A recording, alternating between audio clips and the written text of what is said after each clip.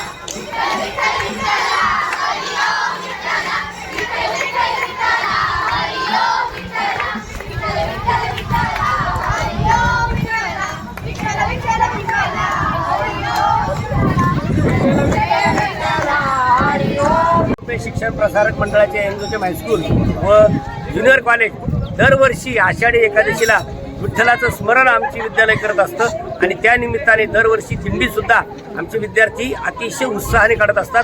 सर्व शिक्षक शिक्षिका बंधू भगिनी यामध्ये समाविष्ट असतात। रिंगण करणे, त्यानंतर विठ्ठल विठ्ठल नामाचा गजर करीत सर्व अतिशय आनंदामध्ये सर्व शहरातील गल्ल्यांमधून मुलं फिरत असतात।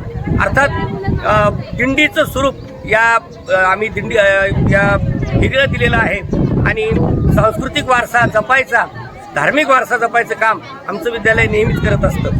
धन्यवाद। आपल्या महाराष्ट्राचं आराध्य दैवत विठ्ठल ज्या प्रकारे पांडुरंग हा पंढरपूरमध्ये रममान झालेला आहे, प्रत्येक आपल्या महाराष्ट्रात प्रत्येक गावागावातून आपल्या ह्या ठिकाणी दिंडी ही निघालीच पाहिजे आणि खऱ्या दृष्टीने आपला हा वारसा हा चालत राहायला पाहिजे। आमच्या एन्झो केम्प हायस्कूलमध्ये अतिशय आनंदाच्या भरात उत्साहात आम्ही ह्या ठिकाणी दिंडी उत्सव साजरा करतो आणि या ठिकाणी वाडवडिलांचं महत्त्व या ठिकाणी विठ्ठल रुक्मिणीच्या रूपामध्ये आमचे सर्व लोक घेत असतात आणि असाच वारसा कायमस्वरूपी चालत राहील अशी मी विठ्ठल चरणी प्रार्थना करतो। रामकृष्ण।